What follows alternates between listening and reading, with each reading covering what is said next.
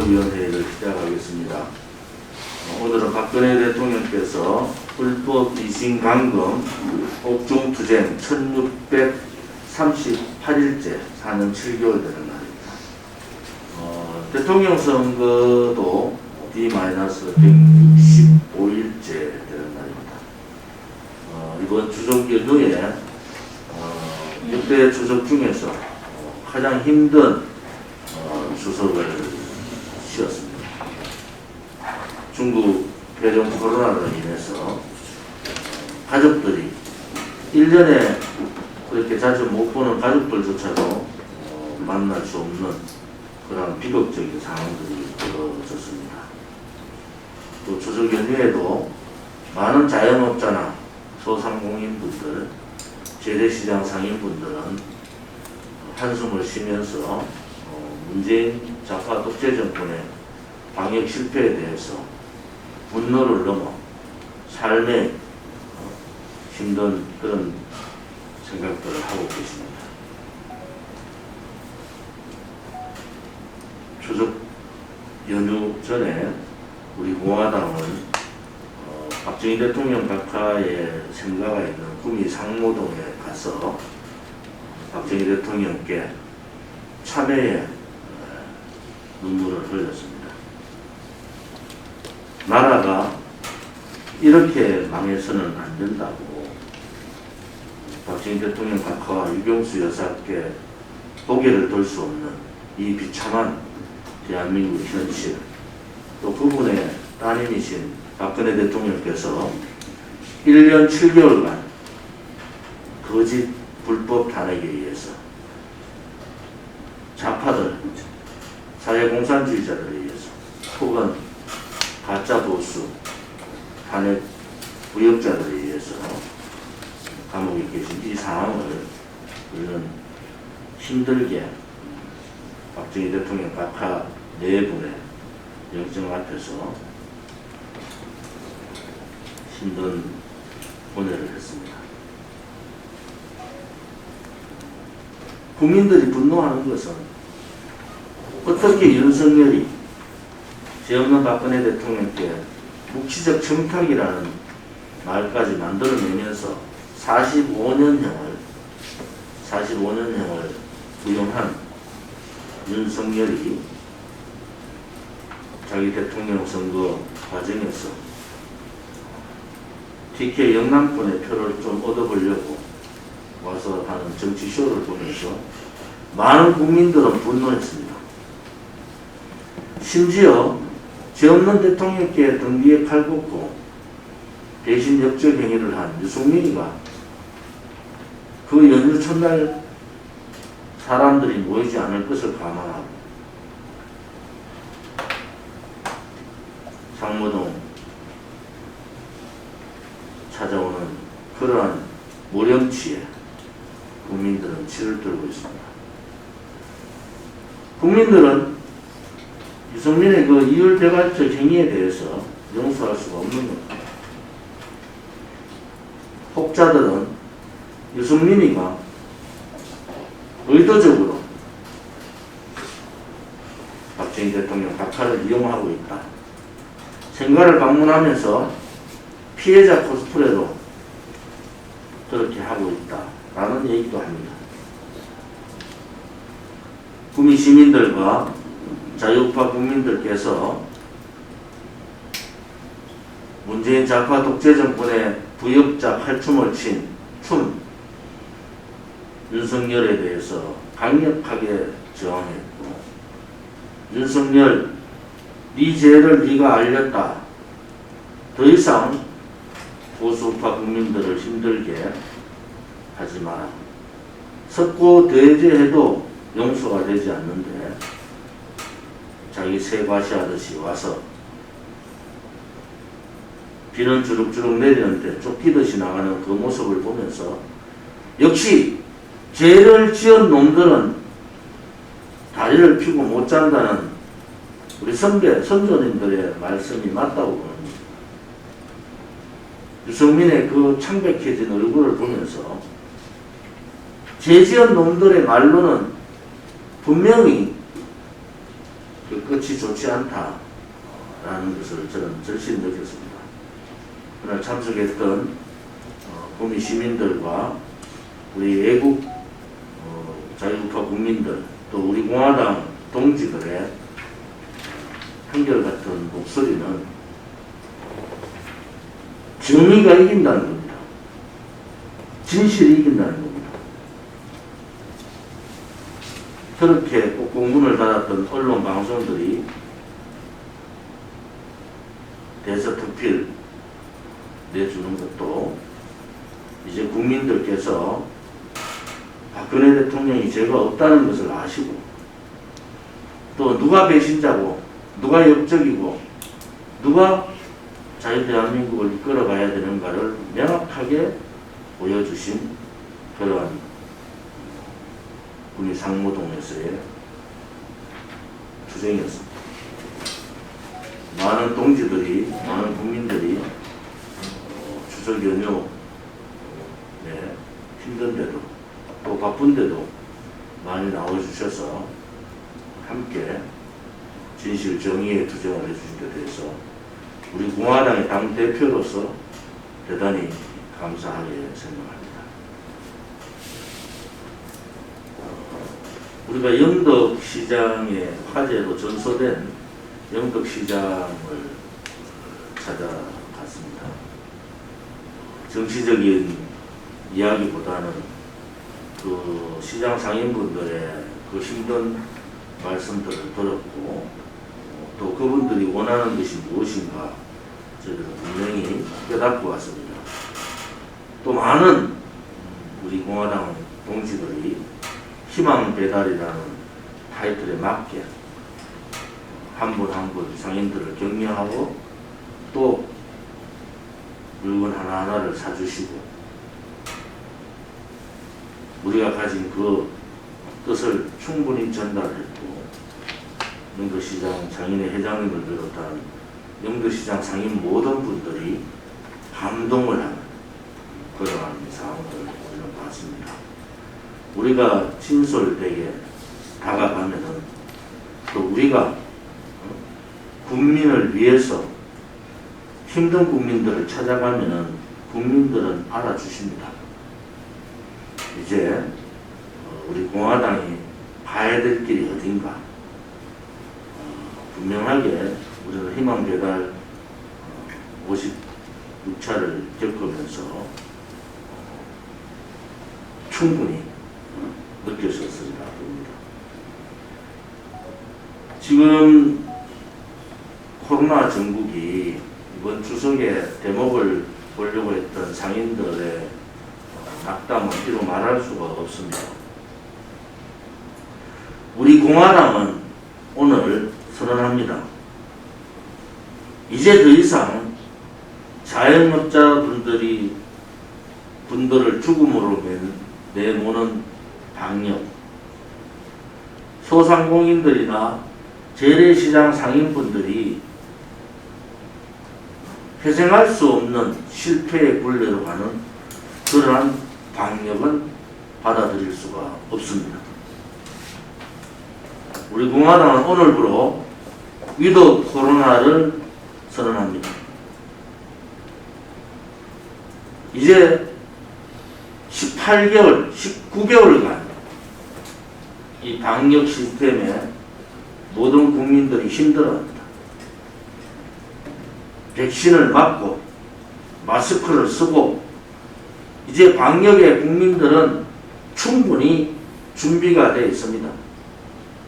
그런데 방역을 핑계로 재래시장이 무너지고 우리는 56군데의 재래시장을 가면서 이렇게 재래시장 상인분들이 무너지면은 더 이상 회생이 불능하다라는 수도 없는 말씀들을 들었습니다.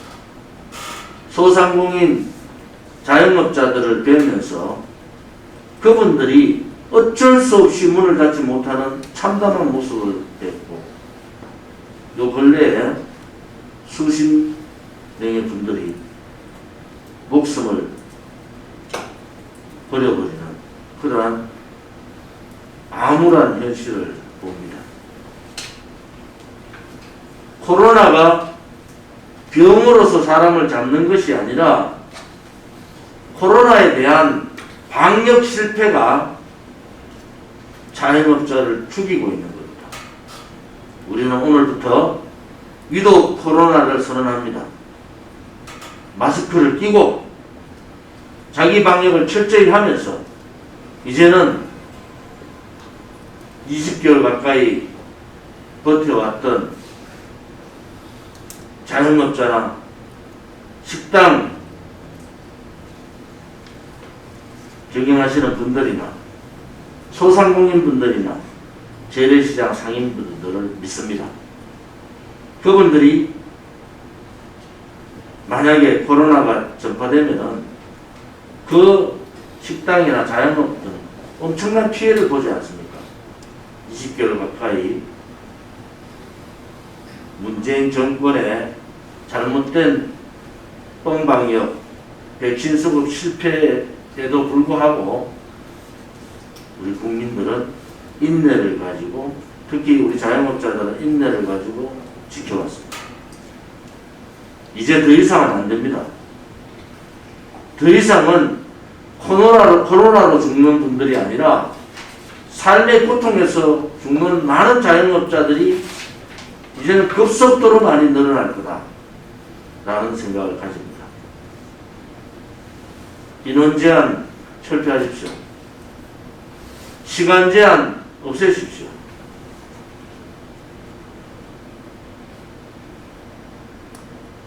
우선적으로 자영업 비대위 분들하고 연담을 통해서 그분들의 충분한 입장을 듣도록 하겠습니다. 자영업자, 소상공인, 재래시장이 죽으면 중산층이 무너지고, 중산층이 무너지면 결국은 대한민국의 근간이 무너지는 겁니다. 요 근래 수십 명의 분들이 자살을 하고 있는데 이제 제발 죽지 마십시오. 우리 공화당이 이 문재인 좌파 독재 정권의 방역 실패와 싸우겠습니다. 위도 코로나를 우리는 오늘부터 선언을 합니다. 자영업자들에게 자유를 돌려주십시오. 자유가 아니면은 죽음을 택할 수밖에 없는 자영업자들의 심정을 깨달아 주시기 바랍니다. 요즘 성남의 대장동에서 냄새가 많이 납니다. 왜 하필이면 이재명이 성남시장 할 때 그런 어마어마한 특혜들이 있었는가? 성남개발공사는 대장동 개발 사업에 얼마만큼 관여를 했는가? 거기에 이재명 지사는 그 당시 성남시장은 어떠한 역할을 했는가? 하천 대유는 도대체 누구 것인가? 하천 대유에 말도 안 되는 이익은 어디로 갔는가? 이런 부분들이 국민들이 궁금해하는 겁니다. 너무 냄새가 진동하지 않습니까? 민간 개발 사업으로 인해서 가장 모범적인 개발 사업이라고 떠들고 있는 이재명의 입을 찢어주고 싶습니다. 너무 국민들을 바보로 보는 것 같아요. 이재명은 특검을 자신 있으면 해보라고 그렇게 떠들더니 특검 요구를 하니까 이제는 꽁무니를 뺍니다. 특검이고 국정조사고 받지 않겠다. 그냥 수사만 받겠다. 이재명이 수사만 받겠다는 얘기는 뭡니까? 그냥 대통령 선거 때까지 수사하는 척만 하겠다는 거 아니겠습니까? 국민들께서 이 문제에 대해서 예의주시하고 있고, 우리 공화당도 대장동 개발 특혜, 하천대유의 돈 흐름, 또 이재명에게 대법원에서 무죄 판결 낼 때 혁혁한 공을 센 권순일 대법관을 비롯한 양아치 법조인들, 이 문제에 대해서 적극적인 특검과 국정조사를 요구합니다.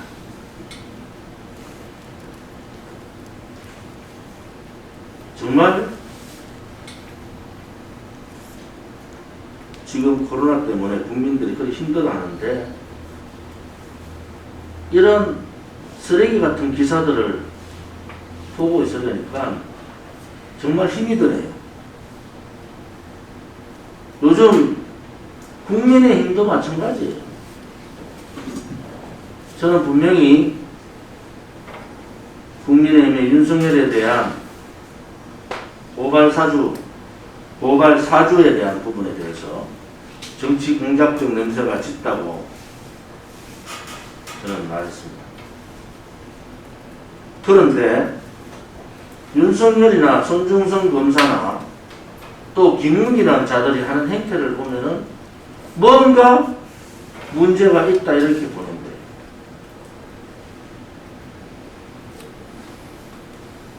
하이에나처럼 같은 당인데도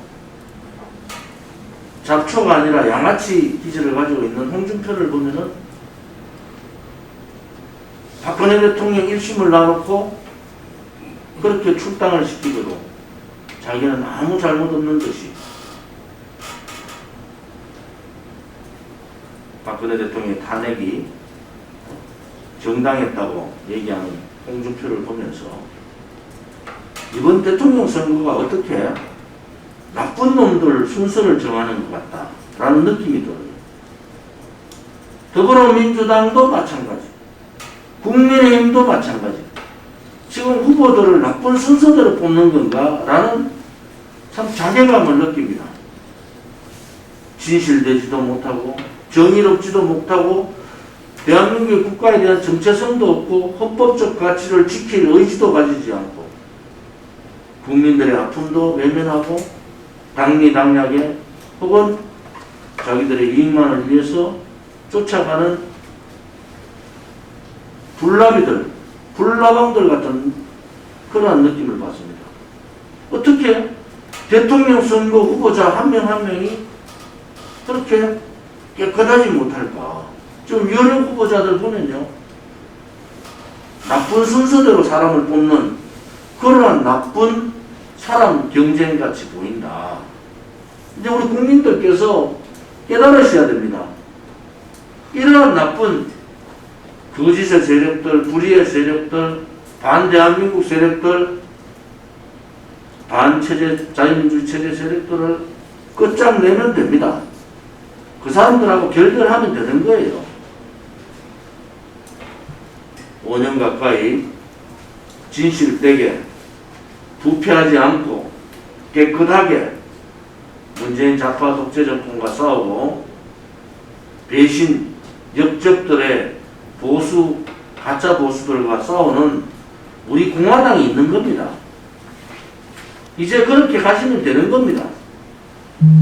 답답해하지 마시고 정권 교체를 해야 된다는 당위성을 우리 공화당 동지들이 한 사람이라도 그런 당위성을 모르는 사람이 없어요.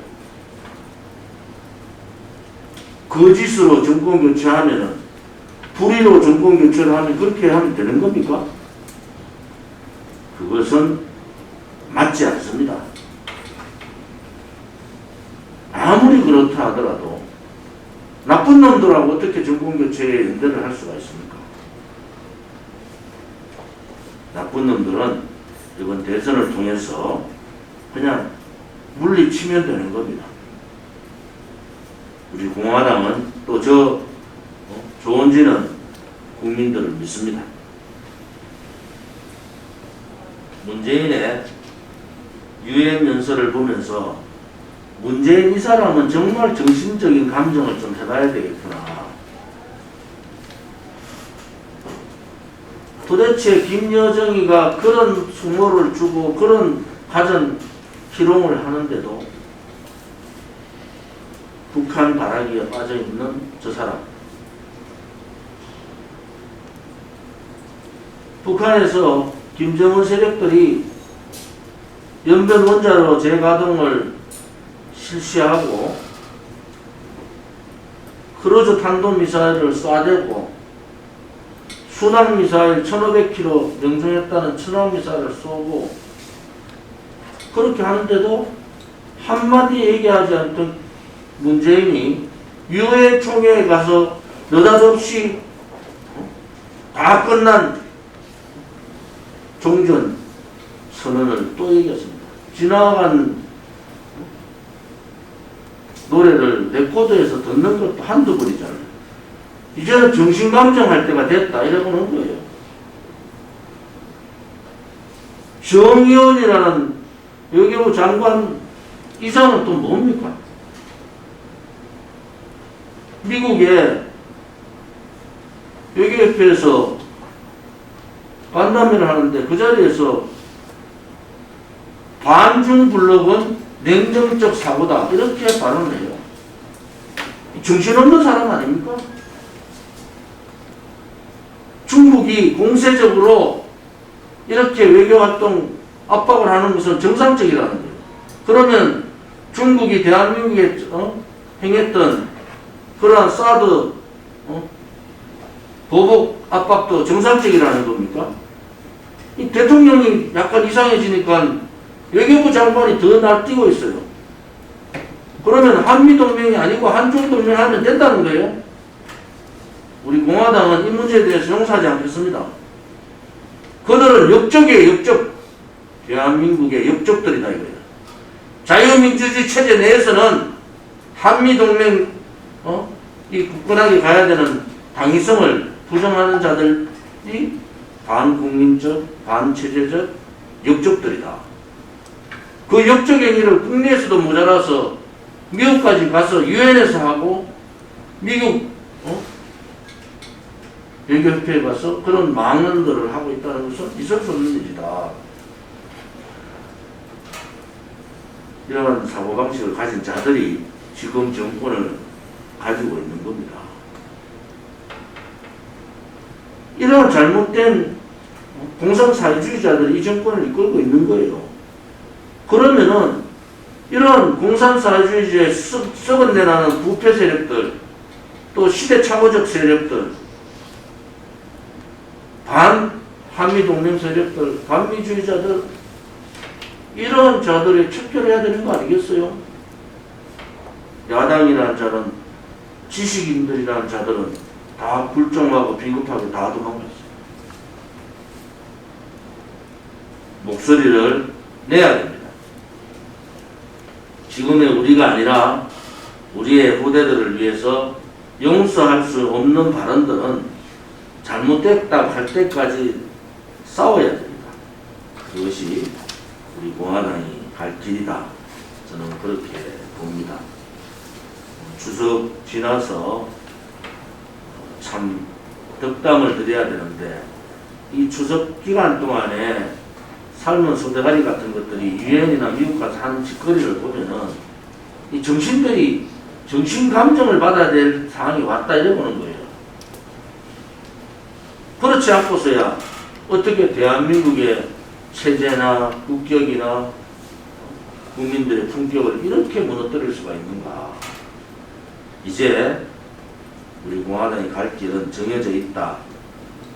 그 길은 옳은 길입니다. 우리 공화당 가는 길이 옳은 길이에요.